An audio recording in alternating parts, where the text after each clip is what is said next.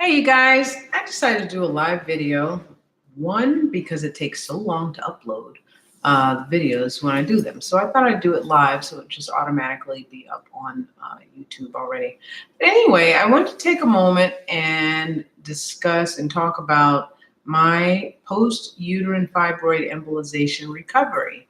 As I searched and searched on YouTube, everybody always had such amazing things to say. And some of those things I had not experienced yet. So to take it back, I actually was diagnosed with fibroids in 2004 or 5.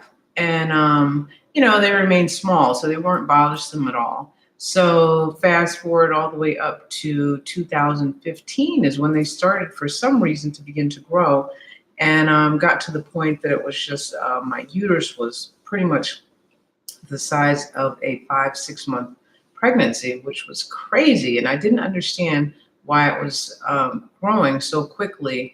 But after research and doing a lot of reading, I saw that, it was definitely due to the increased estrogen. So my diet had changed a little bit too, in terms of increasing caffeine and different things, and I believe that contributed somewhat.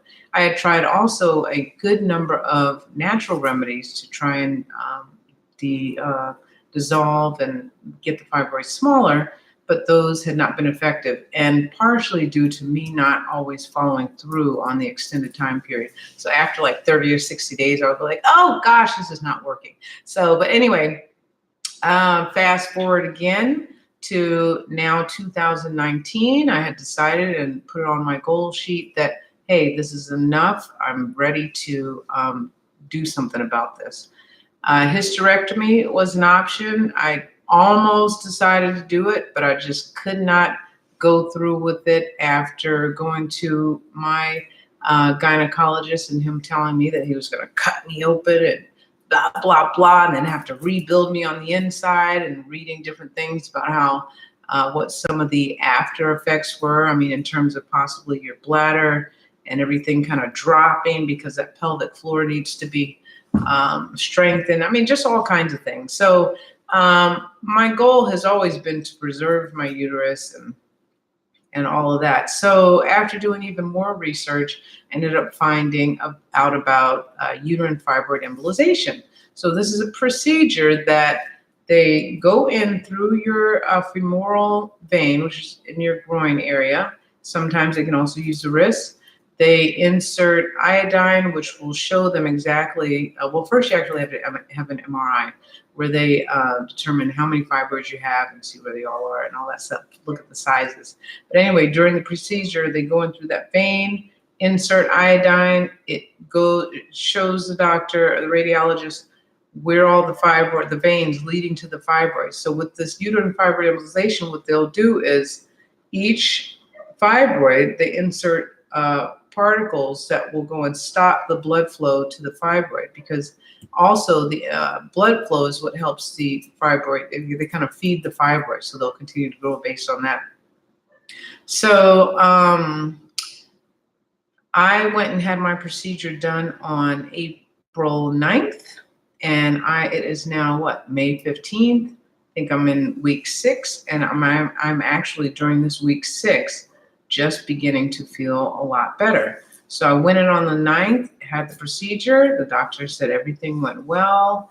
Of course, I had to keep using the pain pump, which they do give you a pain pump to use. I had conscious sedation, so I wasn't completely knocked out during the procedure. The doctors are great, nurses are great. After the procedure, you then have to lay on your back for about 4 to 6 hours just so that everything can set in. But during that time, you're really groggy and sleepy anyway because of some of the anesthesia or the medicine that has been given to you. So my doctor suggested that I stay in the hospital for 1 day. They like to watch you and see that, everything's okay and there's no clotting, and that you're able to walk and all that good stuff. So I spent the night in the hospital for 1 night. My body reacted crazy to the antibiotics. I was nauseous and threw up a couple times. and just felt really lightheaded and what else? Dizzy, kind of, all that good stuff. And then the pain, kind of started increasing a little bit more.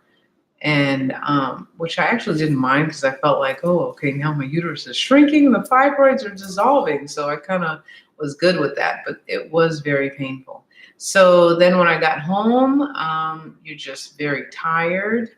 You have antibiotics to take. And you're just trying to get yourself situated and settled. So I started actually beginning to feel better within that first week. But then all of a sudden after the first week, I got this crazy gas pain in my stomach that was debilitating and excruciating.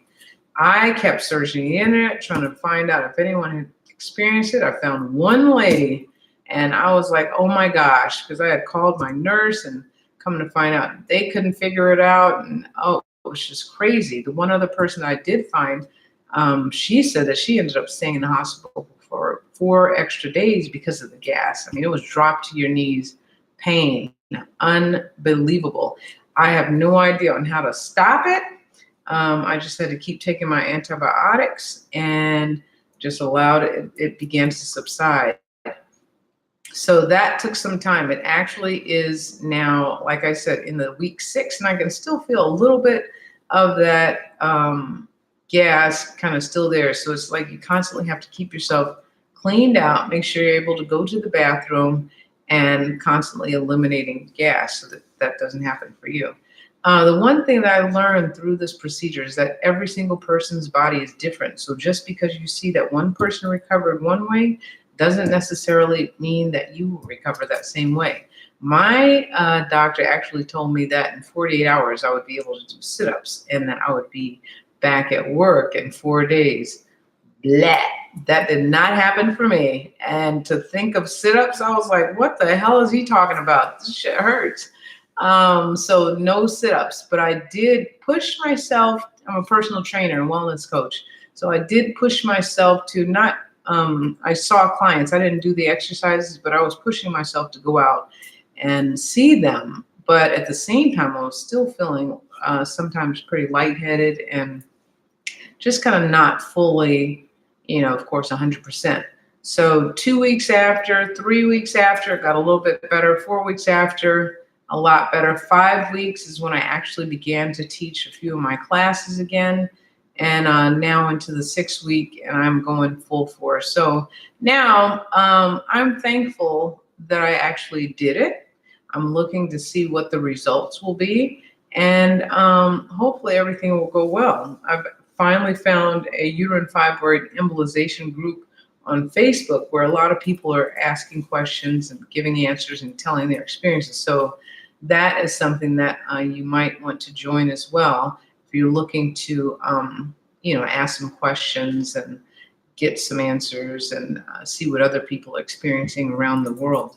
But I am happy that I didn't have anything pulled out. So, like I said, and I didn't have any infections. I didn't have any bruising or anything like that. So now it's just watch time. The estimated time period is, the doctor said, 2 to 6 months that you see the fibroids and the change in your stomach. So the fibroids either dying off or just shrinking. So your uterus is shrinking at the same time. So I'm super excited about that as well. If anyone has any questions, feel free to ask in the comment section below. But I just wanted to share that experience because, like I said, I had not found anybody that had experienced such terrible gas pains. So, and apparently that can happen. The other thing is, I know that I was taking all the antibiotics and pain medicine, all that stuff. That stuff has to come out of your system. I like to be, eat clean and stuff like that. So, but what I had forgotten is that those things also eliminated all of my good bacteria and bad bacteria. So that was what I then believed was the culprit for the gas. So you want to begin to incorporate those probiotics to help that good bacteria flourish again in your gut. And that may be because when you don't have that, there's overgrowth of bad bacteria that can at times cause gas to come up in your belly. So that may be a possible solution and a possible tip. So just in case you want to try it, I started getting kombucha, immediately was able to tell the difference. Anyway, like I said, if you have any questions, feel free to comment or ask. I'd be more than happy to answer anything. Other than that, good luck on your procedure, and I hope that everything goes well for you. See ya.